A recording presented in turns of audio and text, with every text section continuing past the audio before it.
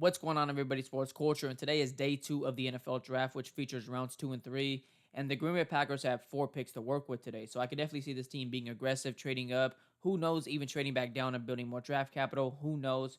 But I just want to make this video super quick because day 2 starts in less than 30 minutes, and it's gonna be a mock draft for rounds 2 and 3, which features in day 2. So let's get right into it. Okay, so I have traded up, and the reason I'm trading up is because I really want Kool-Aid McKinstry or Cooper DeJean. As we see, Cooper DeJean went at pick 36 to the Commanders, so I wasn't going to take any chances. The Chargers also need another defensive back, so I traded up with the Chargers right here to get pick 37, and with this pick, we are getting Kool-Aid McKinstry, and I think this guy fits our defensive scheme super well. This is someone that's very good at man press. He's very confident in island coverage, and I think on the other side of Jair Alexander, he's going to be locked down. Now, Kool-Aid McKinstry has the height and length you want from an outside cornerback. This dude is 6'1", 195 pounds, and is still very young at 21 years old. And as says right here, McKinstry plays one of the most difficult positions in the game with so much poise and production. He might not be an elite athlete, but he is one of the smartest cornerback prospects you'll find. He can play in any defensive scheme and is the type of player you draft in the first round. Now, Kool-Aid McKinstry is the definition of a lockdown cornerback, and I want to read the pros and cons real quick for him. Great balance and fluidity when backpedaling, good but not great recovery speed. Length is a big plus for press coverage. Hands are quick and precise for disrupting receivers out of press. Nice shoulder dip reaction time to avoid blocks. Comfortable and confident in island coverage. That's a big thing right there. Does not fall for feet chopping and wide receivers in the releases. Quick to read screens. And then here are the cons real quick. Change of direction, ability, and agility are good but not elite for stickiness and coverage when routes are breaking. Likes to be physical, which led to some unnecessary holding and DPI penalties. Long speed is good but not elite. Could stand to be more aggressive when attacking the ball. Now, Kool-Aid McKinstry this year allowed 19 receptions on 39 targets, 205 yards, 1 touchdown to 0 interceptions, and a 73.1 passer rating allowed. Now, McKinstry, like I said, is the definition of a lockdown cornerback. He's maybe not going to get you all the interceptions in the world, maybe not even all the pass breakups in the world, but one thing he will do is make sure the quarterback isn't looking his way because he is locking down the receiver. Now, at pick 37, after we traded up with the Chargers, we are getting Kool-Aid McKinstry. And I'm going to be honest, if it came down to Cooper DeJean and the Packers traded up, it came down to Cooper DeJean and Kool-Aid McKinstry, I would hope the Packers win with Kool-Aid McKinstry. I think Cooper DeJean could be a very good player in the zone-centric scheme on the defensive side of the ball. But, Kool-Aid McKinstry, in my opinion, fits his defensive scheme super well for a team. Jeff Hafley wants to run a lot of man press. And Kool-Aid McKinstry, in my opinion, was one of the best man press cornerbacks in this year's draft class. And overall, in my opinion, I think he was one of the best man coverage players overall. So at pick 37, we are getting Kool-Aid McKinstry, who I think should have been drafted in the first round. So here we are, pick 58, man. And to me, man, it's a no-brainer if this happens in real life. If Adrian Cooper is still on the board, you go get Adrian Cooper. I think he's the best linebacker in this year's draft class. I think pairing Adrian Cooper, a guy that's very physical, that could go sideline to sideline, has the athletic speed you want from a linebacker, pairing him next to a guy like Quay Walker, who has all those same traits, is going to be one of the best linebacker duos in the NFL. No questions asked. Now, Adrian Cooper is Patrick Queen 2.0. If you watch any of my mock drafts, that's the player I've compared him to this whole time. I think he plays a lot like Patrick Queen. Maybe not as good in coverage overall, but Adrian Cooper plays a lot like Patrick Queen. He plays with the same violentness, the same physicality. He's sideline to sideline, and he's what I like to call a scraper on the defense, man. He does all the dirty work that other players really don't like to do. Adrian Cooper is 6'3", 230 pounds, and he's 22 years old. He's very young. Like I said, maybe not the greatest in coverage. 22 years old, though, has all the athleticism you want from a linebacker. I do think he could definitely develop in that aspect. Now, here are the pros and cons for Cooper. Downhill player who's willing to take on blocks at the line of scrimmage. Top-tier athlete in change of direction, burst, and long speed. Effective blitzer. And then here are the cons. Can be manipulated by pre-snap motion / play action. Out of control sometimes, takes a step too far in one direction and overcommits. Reacts more than he anticipates. Now, Adrian Cooper this year had an 86.4 pass rush grade. This guy is a very good blitzer. Had an 87.6 run defense grade. Had an 85.5 coverage grade. Had a 3.1 average depth of run tackle. Very good for a linebacker. And had a 12.8 missed tackle rate, which is very average. Now, Adrian Cooper definitely isn't the greatest in coverage now. And, when the play gets behind him, I have some worries about him whenever he has to turn his back. But in a downhill role where he has to keep the play in front of him, I think he's going to be very good at the next level. I think, you match a guy like Adrian Cooper, who I think is a scraper on the defensive side of the ball, next to Quay Walker. I think that's going to be one of the best linebacker duos in the NFL. Adrian Cooper definitely needs to be more developed in terms of coverage. But like I said, 6'3", 230 pounds, has all the speed you want from a linebacker. I think he's definitely going to develop in that aspect. Now, here we are, pick 88, and I hope this guy does get drafted. I think he fits this room very well for the running back room. That is Ray Davis, the running back out of Kentucky. when you talk about a dual threat at the running back position, someone that's very good with the ball in their hands, and then someone that's a really good receiving back, that is Ray Davis. This guy, in my opinion, is really close to Travis Etienne and Austin Eckler. He's in between of both of those guys, and I think he's going to be very good at the next level, especially in an offensive scheme like Matt LaFleur's. Now, Ray Davis is 5'10 and 216 pounds. He has a really compact build for the running back position, and he is an older prospect at 24 years old, but I just do really like this guy a lot. I think if he gets, drafted on our team, he could be a really good playmaker for this offense. Now, here are the pros and cons for Ray Davis. Quick player with fast footwork, good one-cut ability, good lateral ability, extends into routes out of the backfield as well. Playmaker mentality in space, wants to make defenders miss. Really nice vision for both gap and zone, but he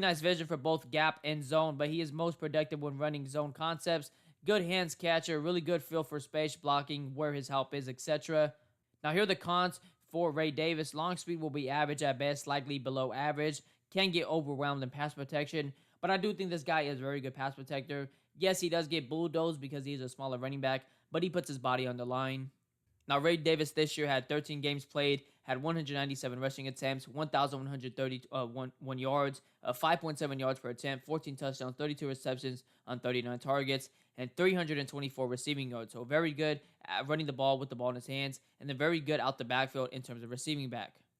Now, some things I really do like about Ray Davis, man, is the way he runs the football. He's a very violent and physical runner. This year he had 3.81 yards after contact and 751 yards after contact.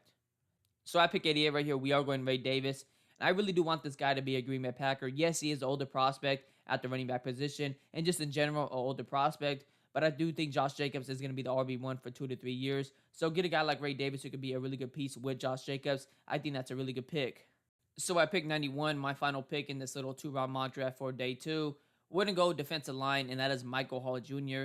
And I think this is a guy the Packers could be targeting for sure. He's super, super young, and I think he fits the defensive scheme super well. He's going to be a versatile defensive tackle or DN at the next level. Is a bit undersized for a defensive lineman, but this man is super quick at getting to the quarterback, very good off the line, super explosive, has really good hand placement, really fast hands. Maybe not the most powerful in terms of strength, but I do think at the next level he could definitely put on more weight. Now, Michael Hall Jr., man, is only 6'2", 280 pounds, and is still 20 years old. Very, very young. He's only going to get better. And let's go over the pros and cons real quick for Michael Hall Jr. Can't shoot gaps and get across the face of a lineman with consistency. Looks like a basketball player with his zero-step setups. Decent ability to turn the corner. And then here are the cons real quick. Leg drive lacks power and displacement strength even against single blocks. Does not hold up well against combination blocks. Now, Michael Hall Jr. had a very elite 18.3 pass rush win rate. And like I said, he maybe isn't the greatest at stopping the run right now. Now, Michael Hall Jr. this year had 2 sacks, 5 hits, and 22 hurries in 12 games played. I do like to see those hurries right there, getting a lot of pressures, being disruptive up front. Like I said, I do think this guy is a project player on the defensive line, but this guy is only 20 years old, and he's super quick off the line. I definitely think he could develop into a really special player.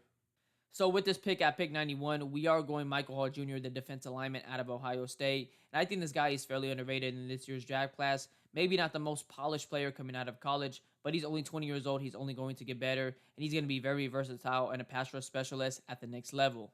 So here's what PFF has graded my 2-round mock draft for day 2. And right off the bat, with the first pick in real life, we did go Jordan Morgan. He's on PFF big board at 37. I do think that Jordan Morgan pick is a very good one, especially when you look at the board, Cooper DeJean and Cooley McKinstry being there in real life. Then we did make the trade up in this mock draft to go from pick 41, 237, trade away picks 202 and 245. We'll definitely probably have to give up more in real life, but that's what they accepted in this mock draft right here. So I just went with it. With that pick, though, we did go Cooley McKinstry. I think very highly of this guy in this defensive scheme. I think he could be a very good boundary lockdown cornerback just like Jair Alexander. And when you put a guy like Kool-Aid McKinstry on the other side of Jair Alexander, man, I think this defense has a really good chance to be the best secondary in the NFL. Got an A right there for that pickup. He's on PFF big board at 26. Got him at 37. That honestly should be an A+ grade. Then at pick 58, we did go Edgerrin Cooper, and this is the guy I really do want the Packers to draft tonight at day 2. And, we got a C for this right here. I really don't understand how he's on PFF big board at 59. Got him at 58. I do think Edgerrin Cooper and linebacker in general is a big need. So getting a guy like Edgerrin Cooper, who is my linebacker 1 in this year's draft class, and I'm pretty sure, linebacker 1 to many Packers fans, I think this is a phenomenal pick right here. I don't understand the C grade.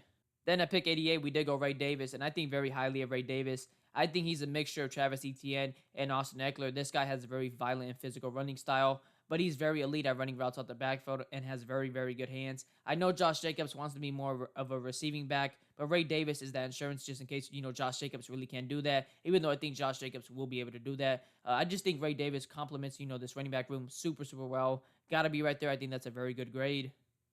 Then at pick 91, we did go Michael Hall Jr., and he's more of a project player on the defensive line. This dude is only 20 years old, though. He's very, very quick at getting to the quarterback. He has tremendous hand usage. I love the arsenal of moves he has at getting to the quarterback. Maybe not the best at stopping the run right now. Like I said, he's only 6'2", 280 pounds. He's definitely undersized for a defensive lineman, but only 20 years old. He gets to learn behind guys like Kenny Clark for the next 3 to 4 years. I think he could be a very special player for this team.